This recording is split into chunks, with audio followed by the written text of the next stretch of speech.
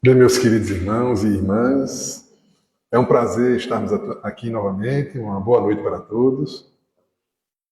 É sempre um prazer retornar aqui à casa do Bezerra Menezes, onde encontramos amigos e vemos novas pessoas que vão ser novos amigos, além do apoio espiritual que sempre a gente sente presente, não é?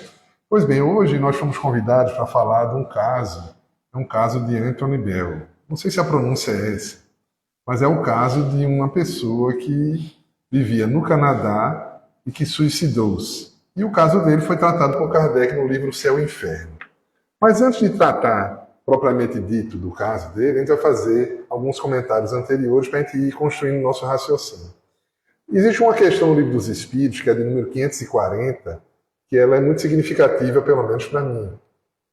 Porque é uma questão onde Kardec pergunta aos espíritos se aqueles espíritos que estão ligados aos fenômenos da natureza, todo mundo já ouviu falar disso, né? Em fada, em gnomo, duende, saci, boitatá, tudo isso são espíritos que entram no imaginário popular, que entram, ganham um contorno aí, no nosso caso, no nosso folclore, mas que, na verdade, a raiz são as pessoas percebendo determinados espíritos. E há alguns espíritos que estão ligados aos fenômenos da natureza. E Kardec pergunta se esses espíritos ligados aos fenômenos da natureza, se eles participam desse fenômeno de uma forma consciente, usando seu livre-arbítrio, ou se agem por um impulso irrefletido, um impulso instintivo. Deu para entender a pergunta? Esses espíritos que atuam na natureza, eles agem por vontade própria ou eles agem instintivamente? Certo? Entenderam a pergunta? Sim ou não? Vou recomendar a vocês comer cuscuz. Porque quando a gente come cuscuz, a gente fica com uma força, uma energia. Vou perguntar de novo. Entenderam bem a pergunta? Ah, melhorou. Então, gente, essa pergunta é interessante. E os espíritos amigos respondem que alguns sim e outros não. Então, há alguns espíritos que estão participando de fenômenos da natureza, que eles agem conscientemente, usando a vontade dele, e outros que não. Mas veja que interessante. Os espíritos, na resposta, eles dizem, né, que fica claro aqui para a gente que existem diferentes níveis de espíritos no mundo espiritual. Aqueles mais primitivos, aqueles mais atrasados, né, mais próximos aí da criação, do seu início, né, da sua jornada, e aqueles outros mais avançados. Né? Então a gente já aprendeu isso com Kardec. E isso é muito importante saber, porque no contato com os espíritos, o simples fato de um espírito se comunicar não quer dizer que ele saiba mais do que a gente. Isso é uma coisa importante da gente saber. Né? Porque, às vezes, por não estudar e não compreender isso, qualquer coisa que um espírito fala, a gente quer tomar como verdade. E, às vezes, o espírito quer nos dominar falando bobagens. E, às vezes, a gente cai. Né? Nos faz de fantoche, muitas vezes. Pois bem, e aí, os espíritos eles concluem o raciocínio deles dizendo o seguinte, eu vou ler esse trechinho aqui para vocês, olha o que eles dizem. Enquanto se ensaiam para a vida, esses espíritos que cuidam dos elementos da natureza, são espíritos em formação, tá? Eles estão indo muito no início da sua formação, eles não chegaram a uma condição como a nossa ainda.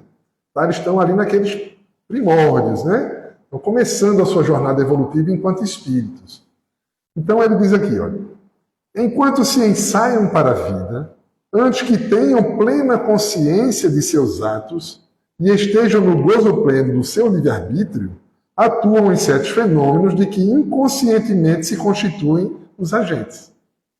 Então, alguns deles, né, ainda estão ensaiando para a vida, eles agem de uma forma inconsciente. Ajuda ali, cuida, mas nem sabe direito o que é que está fazendo, instintivamente.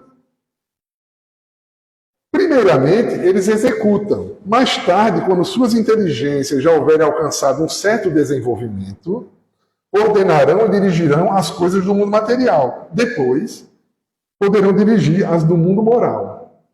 Ele está nos falando que há uma progressão. O espírito vai desenvolvendo sua inteligência, suas capacidades e vai cada vez mais dominando, vai conseguindo agir melhor sobre a matéria e agir melhor sobre o mundo moral. O mundo moral tem a ver com o nosso comportamento, com o nosso relacionamento, não é? E isso a gente sabe que nós estamos nesse estágio agora, tentando dominar esse mundo moral com dificuldades. Mas é o estágio que nos encontramos. E esses espíritos estão ensaiando para chegar um dia a essa condição.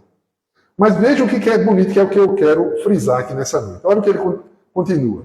É assim que tudo serve, que tudo se encadeia na natureza, desde o átomo primitivo até o arcanjo, que também começou por ser átomo.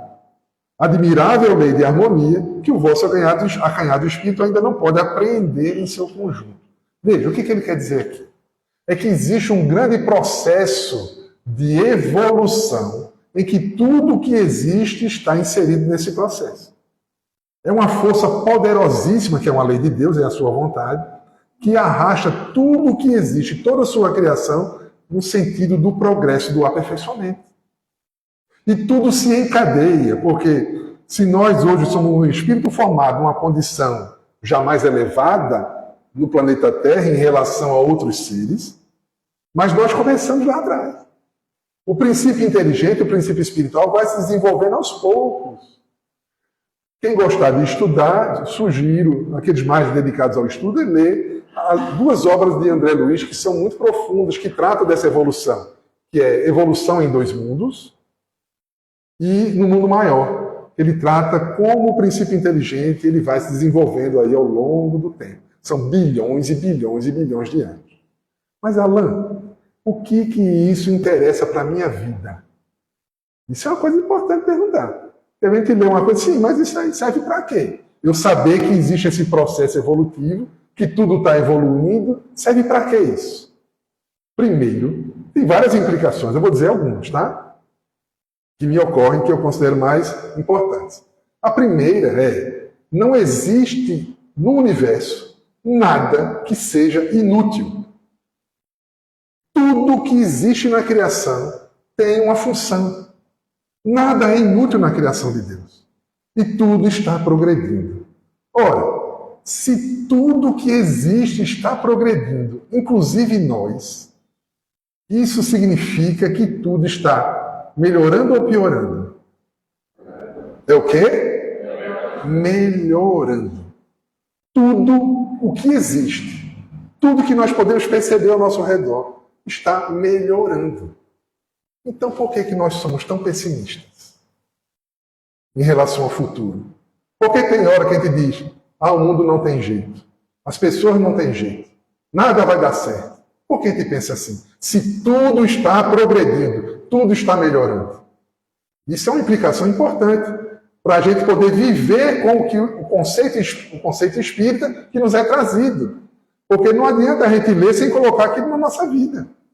Se eu sei que tudo está melhorando, eu tenho que ter mais confiança no Pai de que tudo está melhorando, inclusive eu mesmo. Inclusive eu mesmo estou melhorando. E vocês também. Pode parecer bobagem, mas não é. Existem várias coisas que a gente pode pensar a respeito disso, não é? Porque ao chegarmos à nossa condição de espíritos formados, espíritos que têm já a capacidade de escolher, de sentir, de pensar, né? de usar a inteligência para realizar as coisas, nós chegamos a uma condição de que somos, como espíritos, uma verdadeira obra-prima da criação. É o que há de mais especial em toda a criação de Deus. É o Espírito. Porque é o único que é. Nós aprendemos com o Espiritismo que há 3 elementos gerais no universo. Deus, Espírito e matéria. O Espírito é a obra-prima de Deus. E a matéria, ela é um elemento que serve para que o Espírito progrida em ligação com ele. Porque também os Espíritos nos dizem que se não existisse o mundo material, nada aconteceria com o mundo espiritual, ele continuaria existindo.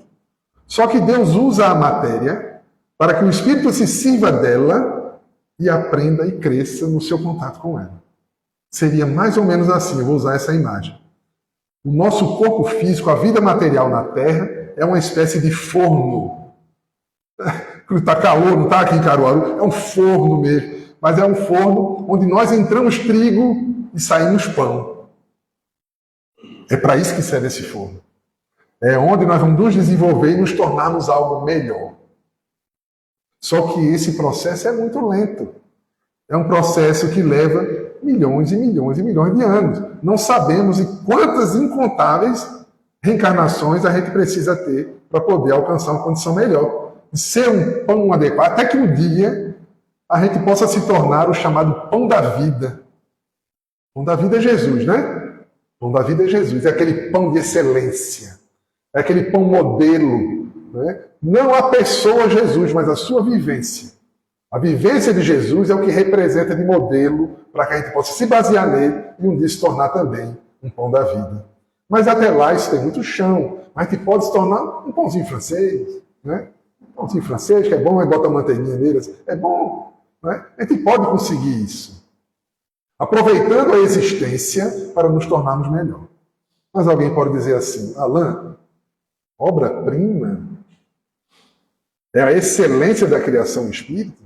Será que é mesmo? Porque eu cometo tantos erros ainda. Eu faço tanta besteira. E os outros? Meu vizinho, minha sogra, meu cunhado, meu chefe. Quantas besteiras esse povo tudinho faz? Quantas vezes me machucam? Quantas vezes me maltratam? Quantas vezes eu fico chateado, magoado, entristecido, irritado e até com ódio, muitas vezes. Como é que pode ser uma obra-prima? Seres que cometem erros o tempo todo? Faz sentido essa pergunta? Sim ou não? Meu Deus. Olha, um dia eu conto a história do enterro da minha tia. Não sei se eu já contei. Foi muito mais animado que vocês. O enterro era muito melhor. Mas tudo bem. Então, será que nós somos mesmo uma obra-prima? Somos.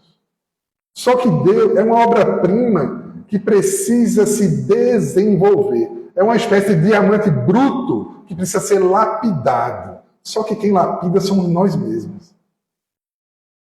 Passando por inúmeras experiências na vida, desenvolvendo habilidades, desenvolvendo conhecimento.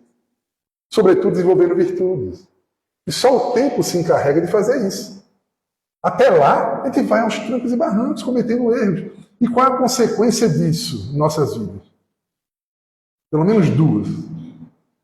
A gente tem que ter um pouco mais de paciência conosco mesmo, para não nos cobrarmos aquilo que ainda não dá para fazer. Não paralisarmos na culpa pelos erros que nós cometemos. Eu me lembro uma ocasião, lembrei disso agora, eu fazia parte de um centro e uma moça me procurou. Ela fazia parte da juventude, tocava, era uma exímia violonista. Violonista, acho que é isso. E ela me procurou, ela era muito calada.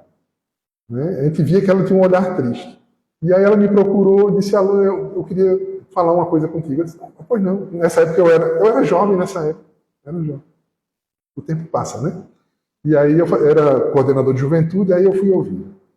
E aí ela me disse, Alain, é o seguinte, é porque quando eu era mais nova, eu engravidei. E fulano, que é o meu marido hoje, ele me convenceu de que a gente não tinha condições de ter aquele bebê naquela época, e eu acabei abortando. Só que, assim, aí o tempo passou, né? Ela se casou depois com ele, teve 2 filhos. E estavam os filhos até grandinhos. Hoje já são adultos. E aí ela veio chorando, ela dizendo, mas eu não suporto essa lembrança que me maltrata, que me destrói, de eu ter cometido esse ato. E aí eu disse, meu Deus, o que eu vou dizer para ela? Por isso que a gente tem que ter muito cuidado, tá, gente? Porque a gente sabe que o aborto não é uma coisa boa. Não é uma coisa boa. Como o suicídio não é uma coisa boa, um assassinato não é uma coisa boa. Mas só que quem está cometendo esses equívocos são pessoas que são passíveis de errar. Então a gente não deve jogar ácido numa ferida que está aberta. Ele estava ali com dor, arrependida do que tinha feito. Então a gente começou a pedir inspiração e veio a intuição, dizendo, mas minha irmã, tente relaxar um pouco, porque observe que Deus, ele não está aborrecido com você, Deus não se aborrece com ninguém.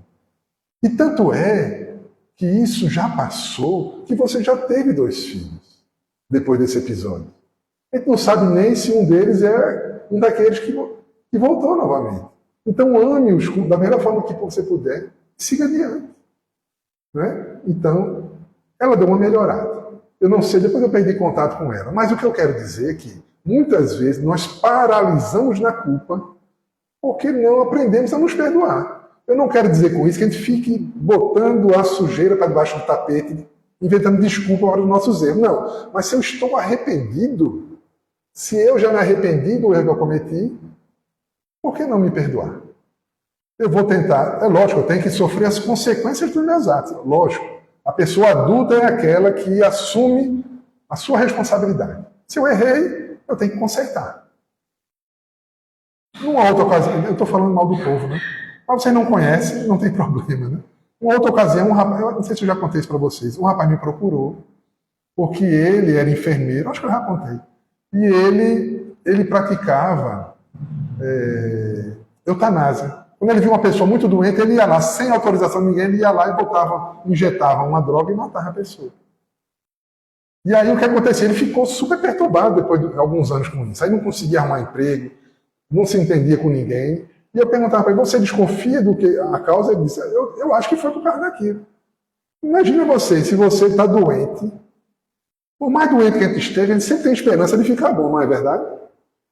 Sim ou não? Sim. Agora, senti firmeza. Então, a gente tem essa esperança, essa expectativa de que vai melhorar. A gente não quer que ninguém interrompa esse processo, porque eu ainda estou esperando um milagre que vai me salvar. Né? E é muito bom que tenha isso, porque isso é um instinto de sobrevivência. A gente tem que ter medo. Viver o máximo possível e querer viver. É natural e importante para nós. Né? Quando a gente perde isso, é porque a gente está adoentado. Tem alguma coisa errada com a gente. A gente precisa se tratar. Pois bem, então, a gente conversou com ele e disse, olha, faz o seguinte, não tem como voltar ao passado e consertar, porque essas pessoas que partiram, a contragosto, ficaram com raiva dele, é óbvio. Talvez alguns tenham perdoado, mas outros não. Então ele sofreu um processo obsessivo severo. E ele sofria muito com aquilo, então a gente orientou ele. A partir daquele momento, ele não praticar mais aquele tipo de ato e ele começar a ser um defensor da vida. E ele assim o fez. Deus o abençoe, que ele esteja bem. Mas o que eu quero dizer com isso? Que a gente deve ter um cuidado para a gente não paralisar o nosso desenvolvimento por uma culpa. Sermos como Paulo de Tarso, porque quando viu Jesus na história de Damasco, que percebeu a besteira que tinha feito, que ele matou meio mundo de gente, perseguiu, torturou, por causa do Cristo. Quando ele tem a visão de Jesus, ele diz, meu Deus, que besteira que eu fiz. Caiu a ficha. Eu estou errado, fiz tudo errado. Mas ele não ficou choramingando. Ele disse, Senhor, o que queres que eu faça? Ou seja, eu errei, tem que consertar. O que eu tenho que fazer a partir de agora? Essa é a postura que a gente tem que adotar. Não importa qual for o erro que a gente cometeu. Sempre tem como consertar. E o melhor é que a gente comece já. Não adie. Então, não perder tempo com essas culpas. Por outro lado, a gente também não perder tempo com mágoas em relação a outras pessoas, porque essas outras pessoas também são obras-primas de Deus e que estão em desenvolvimento. Um dia, por isso que Paulo dizia que nós somos perfectíveis. Não somos perfeitos já. Né? Somos perfectíveis, a gente está a caminho da perfeição, mas chegaremos lá. Todos, sem exceção. Eita, mas e aquele político que eu odeio? Também vai chegar. E aquela pessoa que eu odeio da família? Vocês têm alguém na família que tudo dele é melhor que o de vocês? Tem, não tem? Os filhos dele são mais inteligentes, a escola que o filho estuda é melhor, o carro dele é melhor. Vocês têm isso na família? Ou é só na minha que tem? Tem? Ele também vai chegar à perfeição. Tá?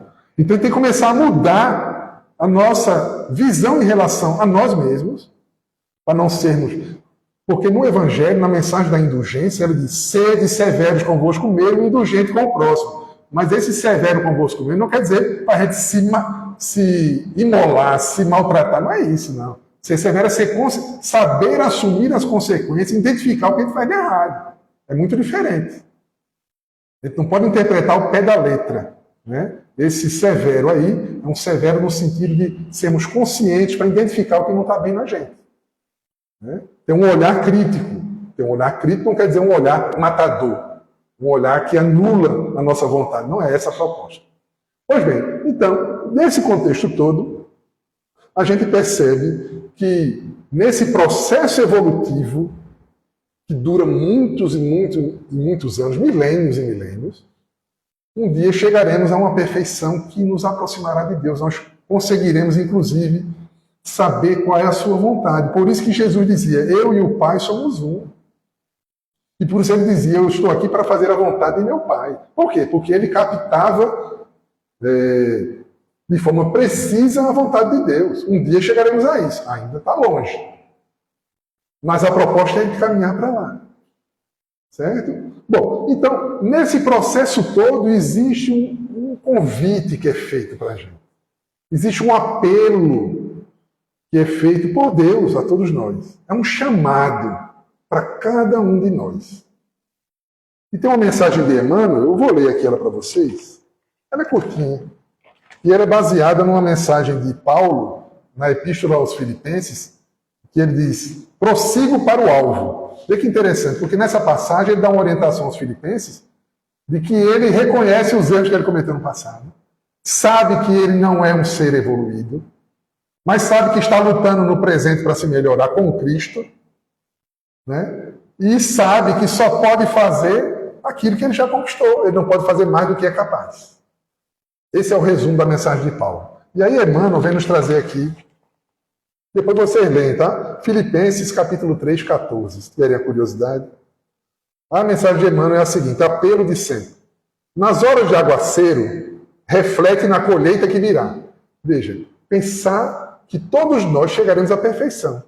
Iremos participar do banquete celestial que Jesus nos convida o tempo todo. Onde seremos felizes plenamente.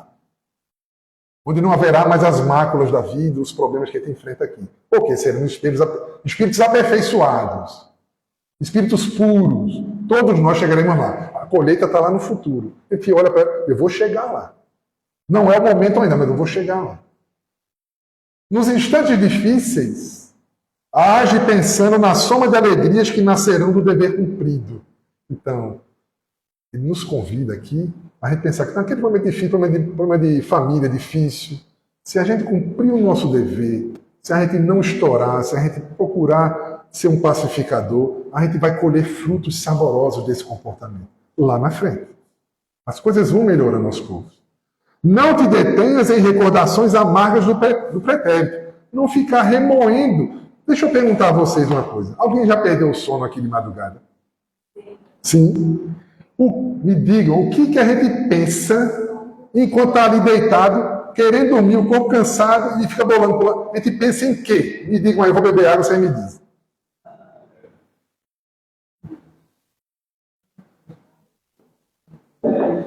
A gente pensa nos erros que a gente cometeu. Alguma vez a gente pensa, eita, eu não devia ter feito aquilo. Eita, eu devia ter estudado mais. Eita, eu não devia ter respondido minha mãe. A gente pensa nessas coisas? Por outro lado, a gente pensa também, aquele desgraçado passou a me trair. A gente vai lembrando coisas lá do passado, que nem... A pessoa até desencarnou já, a gente vai lembrando, mas naquele tempo. Vocês passam por isso? Sim, não é? E também, estão rindo ali, é isso mesmo, né? Mas também lembram dos boletos para pagar, dos problemas de relacionamento. Lembra dessas coisas também? Dos filhos que não estão estudando, dos filhos mal criados, a filha que é rebelde. A gente pensa nessas coisas também. Observe que a gente perde o sono à noite por culpas de erros que a gente já cometeu. A gente fica preso a esse passado. Mas também fica preso a um passado onde alguém nos magoou, alguém nos feriu. A gente fica rememorando e sentindo de novo aquela angústia. Veja, não é muito inteligente isso. Mas a gente faz. Por que eu, em vez de descansar, eu vou ficar sentindo as mesmas emoções negativas de alguém que me machucou no passado? Não é lá muito inteligente, mas a gente faz. Tudo bem, nós somos espíritos em aperfeiçoamento. A gente comete esses erros. Mas há um convite que Deus nos faz. É um apelo de sempre. Que é o seguinte, olha. A derrota sofrida terá sido preciosa lição para melhor aproveitamento das horas de hoje. A lágrima vertida foi talvez o colírio da verdade, ensinando-te a ver. Vê que bonito. A provação experimentada lá no passado revelou-te o caminho da paciência. As afeições que desertaram se te erguem presentemente na memória por instruções da vida, impulsionando-te à descoberta do genuíno amor. E não para gente ficar perdendo o sono de noite. Mas para a gente lembrar que todas as dores que a gente viveu, elas nos ajudaram a chegar à nossa condição atual. Tem até uma música de Tim e Vanessa, deixa eu ver se eu lembro da letra. Eu não vou cantar não se preocupe. Fique tranquilo. É assim. Minha dor me trouxe aqui para entender a flor que brota em mim. Vê que bonito. A minha dor me trouxe até aqui esse momento. Essa dor me construiu, me amadureceu para que eu entenda a flor, ou seja, o que está brotando de bom em mim. Deixa eu ver, minha dor. Aí vem, minha dor é... Ah, tá. Meu amor é aprendiz, veja, meu amor é aprendiz de um bem maior, que seja assim. Nesse vai e vem, reencarnação, sei que voltarei, para cuidar da flor, para acalmar a dor e ser feliz. Vê que coisa linda. E é o que ele está falando aqui. Né? O convite é para a gente cuidar da flor, cuidar do desenvolvimento do espírito. Nós somos uma verdadeira flor desabrochando. Não é à toa que Pestalozzi dizia que todos nós trazemos o germe da perfeição no nosso mundo íntimo, mas ele precisa brotar. E só quem pode permitir esse brotar somos nós mesmos. Se ele fica perdido em mágoas, em lamentos, em culpas, essa flor fica murcha. É uma semente que não brota. Né? Precisamos estar atentos a isso. Então, o convite é o seguinte, olha, para frente é o apelo do mais alto. Tem uma outra música que é da Igreja Católica, acho que é Verdades Eternas, não me lembro bem, mas tem um trechinho que ele diz assim, o passado não volta, o futuro não o temos, e o hoje ainda não acabou. Vê que reflexão bonita também. Não adianta ele ficar preso no passado porque ele não volta mais. Tudo bem, tem as experiências que estão lá, que nos fizeram chegar até aqui. Mas não para a gente ficar preso lá atrás, se lamentando, sentindo as dores novamente. O futuro não o temos porque ele está construindo ele agora. Depende do hoje. E o hoje ainda não terminou, porque a música fala que a vida é curta e é importante a gente amar agora. O melhor que ele puder fazer. É uma música linda, uma música católica. Temos que reconhecer, né? Toda música, de todos os grupos, a gente tem que valorizar o que é bom. Pois bem, então, o passado, diz Emmanuel, o passado é capaz de auxiliar, mas tão só por recurso de informação. Não é para a gente ficar preso lá. E aí ele diz, se duvidas disso, reflete no automóvel de que te serves comumente. O retrovisor colabora apenas para que te esclareças quanto às advertências da retaguarda, de vez que necessitas permanecer de atenção concentrada no caminho à frente, como quem se vê inevitavelmente chamado para o futuro. Então ele tem que olhar para a frente, caminhar para a frente. De vez em quando ele dá uma olhadinha no retrovisor, lembra alguma coisa ali, rememora alguma coisa, mas procura não se escravizar a essas coisas que aconteceram no nosso passado. Mas também ter um cuidado para não nos escravizarmos no pessimismo ao lidar com os problemas atuais. Porque os problemas atuais também são as provas que vão nos impulsionar para que essa flor desabroche. Então essas reflexões, tá acabando, até 8h15, né? 8h20, ótimo. Então vamos lá. Agora alguém pode dizer, Alan, você tem que falar de Antônio Bell. Vamos falar do Antônio Bell. O que aconteceu com ele? Ele suicidou-se. Era um contador, eu sou contador, não é contador de história, não é contador mesmo, em contábeis, né? E ele fazia a escrita de um banco.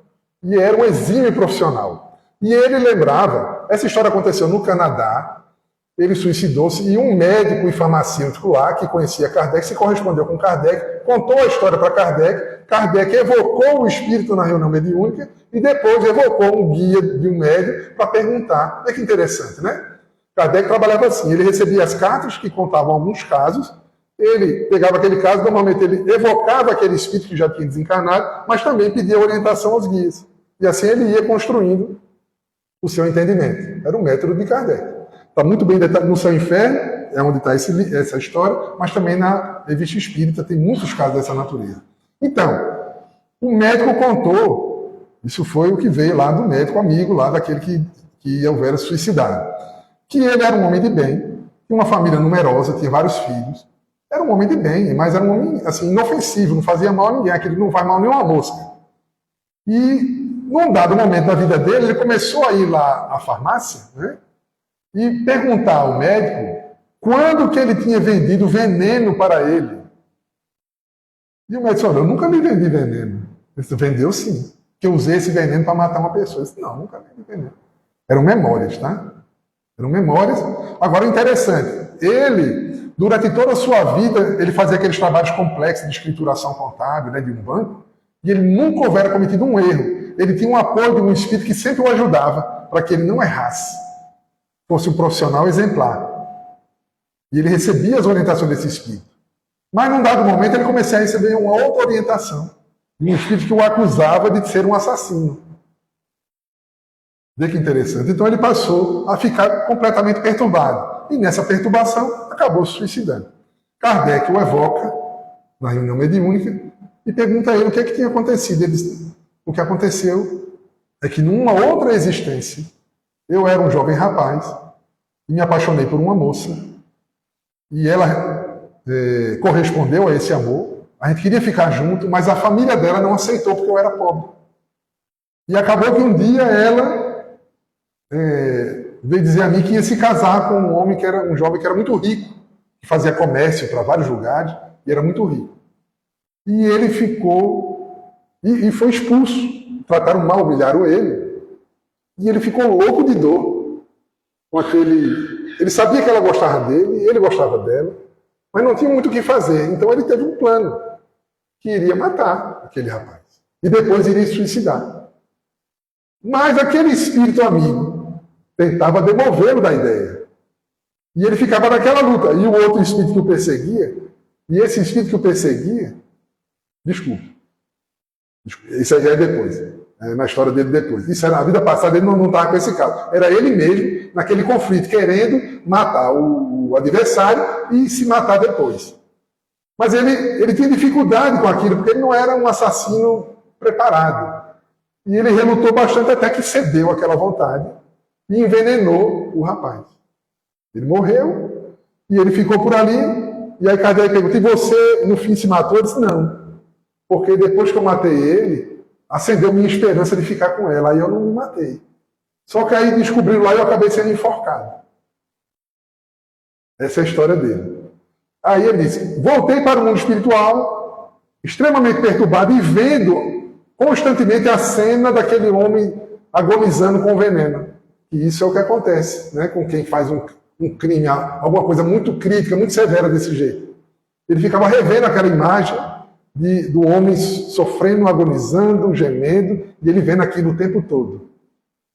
Depois de muitos e muitos e muitos anos, diz ele lembrou de fazer uma prece e foi socorrido. Tiraram ele ajudaram ele a ser naquela condição e prepararam ele para uma nova encarnação. Ele reencarnou como contador lá no Canadá. Aí que começa a história. Só que, num determinado ponto da sua vida, ele tinha todo aquele apoio de um guia que o ajudava a ser um homem de bem. Mas, num dado momento, o pai daquele jovem lá no passado começou a persegui-lo. O pai do jovem que foi assassinado. Observe que o próprio jovem não estava perseguindo ele. Porque a Verta até perdoou. Porque foram muitos anos que aconteceu. Mas o pai não perdoou e ficava ali e conseguiu fazer de um jeito envolver uma tal trama que ele acabou se suicidando. E ele afirma que aquilo era um atenuante para ele. Então Kardec vai e começa a conversar com o guia do médico para saber daquela história. E o espírito explica que realmente era aquilo que tinha acontecido. E ele explica uma coisa, eu vou ler aqui para vocês, e vale a pena.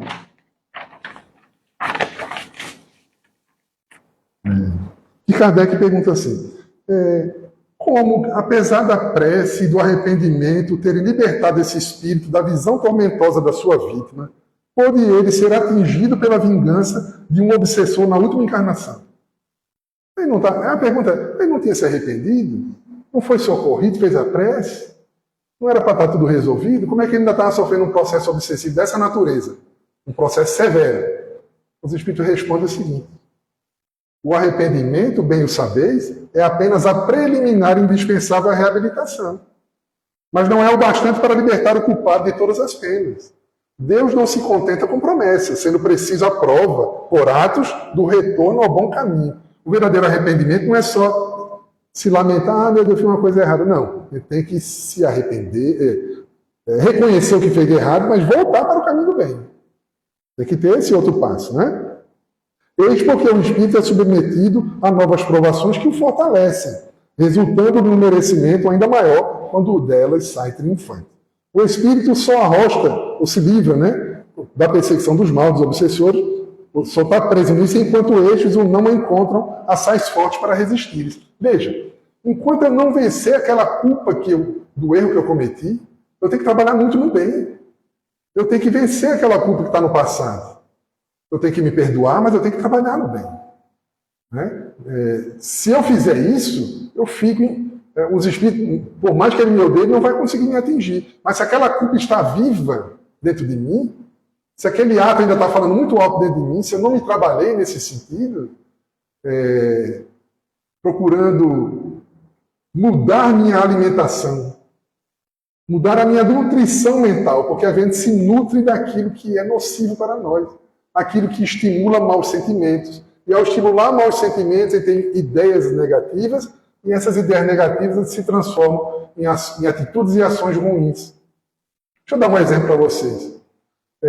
Vamos supor que eu seja uma pessoa que, por conta do passado de erro, eu seja uma pessoa eu fui muito traído, então eu sou muito desconfiado. Vocês conhecem alguém assim? Muito desconfiado. E aí, eu sou desconfiado, então eu acho que ninguém presta, todo mundo vai me trair, todo mundo tem problema, né? Então eu vivo ali naquela situação. E eu continuo lendo coisas que estimulam esse medo de ser traído, mostrando o defeito dos outros, mostrando a falência dos outros. E isso vai me alimentando cada vez mais, e eu vou tendo cada vez mais sentimentos de desconfiança em relação aos outros. Aí vamos supor a seguinte situação, eu estou desse jeito. E aí eu estou num trânsito, eu estou falando o que aconteceu isso nessa semana. Aí você está num engarrafamento, eu estava lá em Recife. O carro mal se mexe. De repente, vem uma ambulância tocando. Desculpa.